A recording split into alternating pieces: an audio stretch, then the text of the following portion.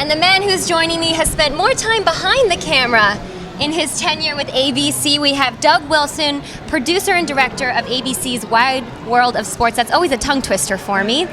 And of course, 17-time Emmy Award winner, and most importantly, Hall of Famer with U.S. figure skating. Thank you so much. And I can barely skate. Yeah.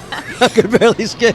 But most of all, the pleasure we had televising you. Oh, no. Oh, no. Yeah. Do your interview. Do you know the problem we had? All the cameras just wanted to go right here, and Ben always had to lean in to get in the shot. I think he must have kidded you a little bit about that. A little bit, but I'm certainly glad that our paths overlapped as they did. And I should add that now we can add author to that illustrious list of titles. Unabashedly. With your new book. I can hold it up there. Yeah, please. The world was our stage. Now, what prompted you to write this book? 50 years of ABC Sports. Oh, there were a couple of things. One is for my family, actually. I wanted them. I was on the road 6-7 months of the year, and I really felt that I wanted them to, and my older son particularly, Ted, encouraged me because I wanted them to know more about what the life I was leading and the extraordinary experiences I was having with amazing people. They knew, but I wanted to have it down for them and for their families and my grandkids. And also, I felt an obligation, Tanith, to my fellow ABC Sports alumni. Because ABC Sports really isn't there anymore, it's ESPN on ABC. Right. And we had an amazing time during the golden age of television sports, as we call it. And I felt that from a guy in the trenches, okay, it ought to be told what it was like, and I had an extraordinary time. I mean, I look back on it now, almost as if it were a fantasy. I mean, to be hanging out with the likes of you, Scott Hamilton, Brian Boitano, Peggy Fleming. I'm so proud that Peggy wrote the foreword to the book, which is she blindsided me, I must say, a little bit emotionally. It says so many nice things. People thought maybe I wrote it. Oh, no. You have many fans. But also Evel Knievel and Muhammad Ali yes. and Arthur Ashe and Billie Jean King and these amazing people that some of who become lifelong friends. And I felt that these stories would be enjoyed by people. They were personal. Most of them people don't know, except those who've been hanging around with me around dinner tables. They've been hearing them. But I was pleased to write, and then to have someone, Tim Wood, as a friend, world champion Tim Wood. All the skating fans know Tim Wood. And he put me in touch with a person who was working with him, who was a writer. I write in spurts very well, but I'm not a pro. And so he put me in touch with a woman named Jody Cohan, who grew up watching Wide World of Sports, and whose mother didn't even cook dinner on Monday nights because of Monday Night Football. And she was a tennis player and a ski instructor. So out of that came this book, which people... I would like to have this chance to tell the skating community how incredibly heartwarming it has been, the response from the book and the response from people like all my colleagues, I was surrounded by great people. I was in the right place at the right time. I just showed up and did the best I could. And now... luckily, I'm still on this side of the grass. Yeah.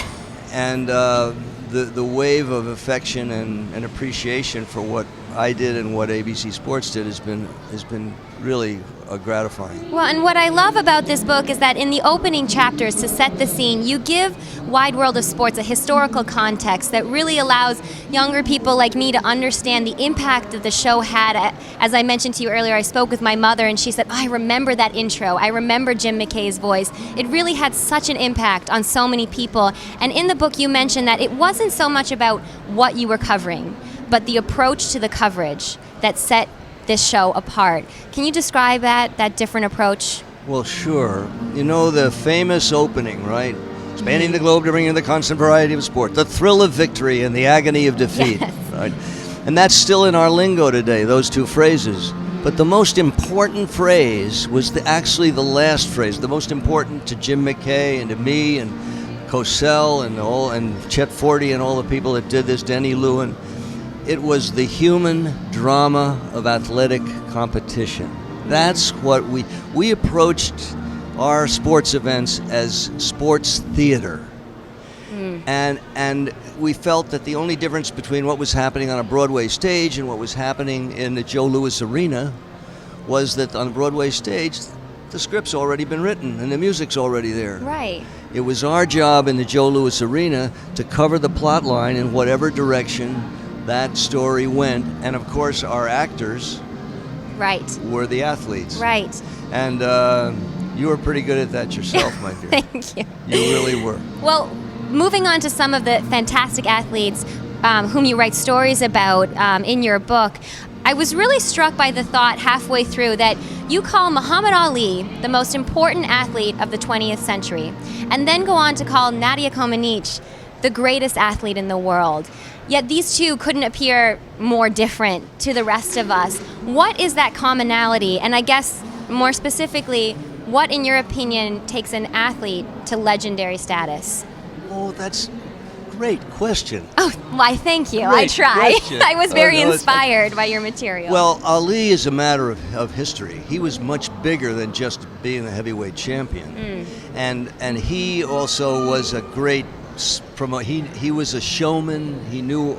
But he also overcame tremendous adversarial things. You know, Howard Cosell, they had a great relationship, as people may remember. But Howard was a lawyer, and Howard knew that when he didn't step forward to go to Vietnam, that he had every right to do that, and that they had no right to take his championship away. Right. Now, does that make him the greatest athlete? No, but he lost probably the three best years physically that he would have had, but he still came back, and he was able to do those things. And there's another reason that I put him in that category, because he changed history. He was a matter of history, and he was also arguably, I hate the word, but arguably the most famous name in the world. Yes. Maybe next to the President of the United States and a couple of others, Michael Jackson, or whatever you mentioned in the earlier interview. He was the most famous guy.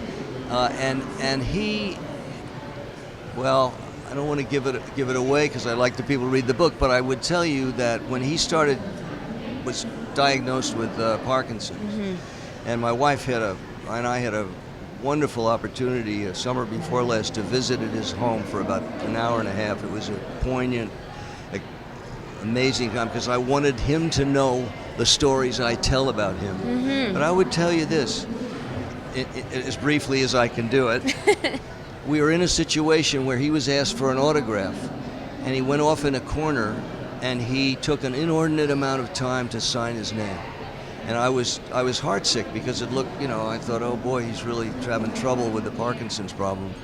And after he left the scene, it came back, and the stagehand who had asked for it said, look at this. And Muhammad Ali had written, "Service to others is the rent we pay for our room in the hereafter." Wow. Muhammad Ali. Now, here he was, as fast a heavyweight as ever set in the ring, up and down, roller coaster ride career. Now, Nadia, Dick Button used to say that just because a kid can play the minute waltz in a minute doesn't mean they're a great pianist. And I sort of relate that to Nadia's perfect 10 in the Olympic Games. She was a 15-year-old kid, and she was truly, I don't want to take away from that, it was unprecedented. When they tried to put the score up on the scoreboard, they didn't even have a 10 in the system. They had to put 1.0. And talking to her now, she looked at it and she said, wow, what did I do wrong, at first. Gosh. But that was not why she was the greatest. The reason that she was the greatest was because of what happened between that time and the time she came back after a very sad performance in the World Championships a couple of years later, where she'd gone back, she'd gotten out of training, and the story is quite poignant about her, what she went through.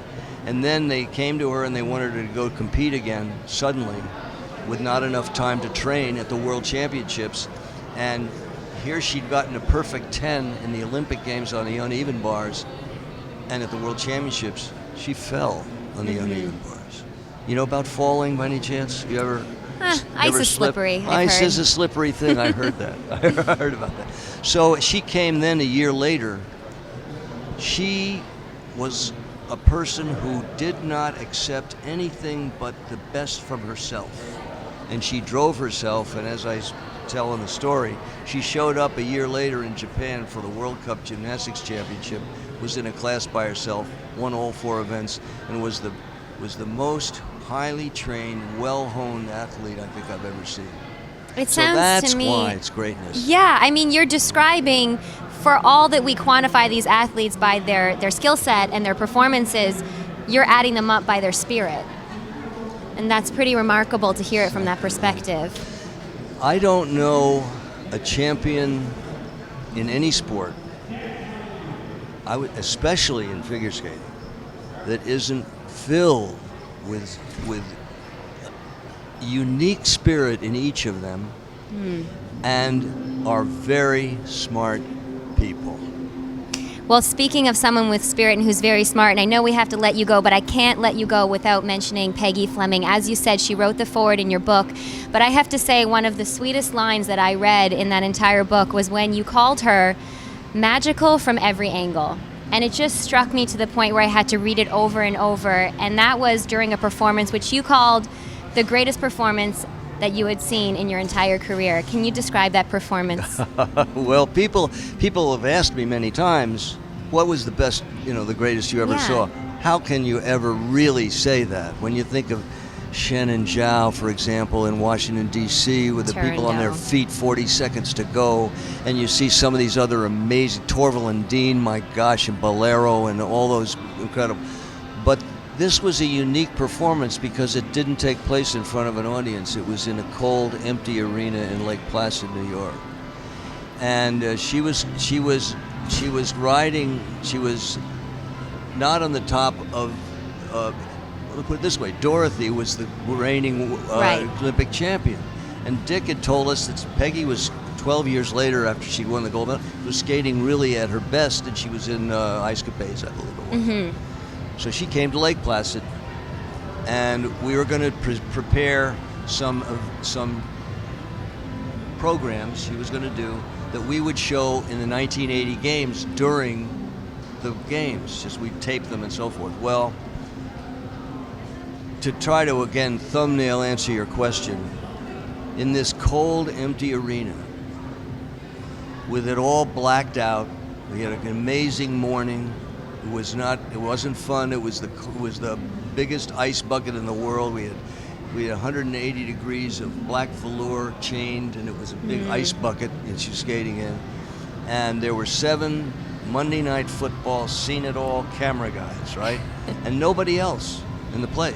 I went into the truck. She did a run through, and she warmed up the whole arena. It was a magical. She started skating to this piece called "Song for Cynthia," in follow spots in a glowing white, beautiful gown, and I had a wheelchair following her a little bit, and all these things to try to bring the viewer on the ice with her. And she finished in that last pose, a little reflection off the light, and she hung there, and it was like church.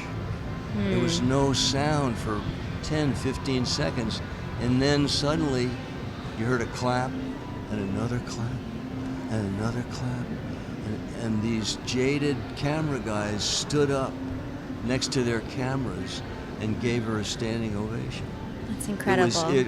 The goosebumps are still here, and she had the ability to do that in that atmosphere, and truly a magical moment.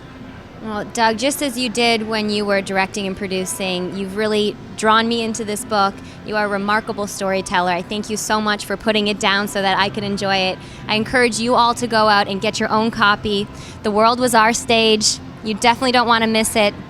Thank you so much for joining me. I really appreciated talking to you. Thank you for doing this switch and you putting me on television instead of my putting you.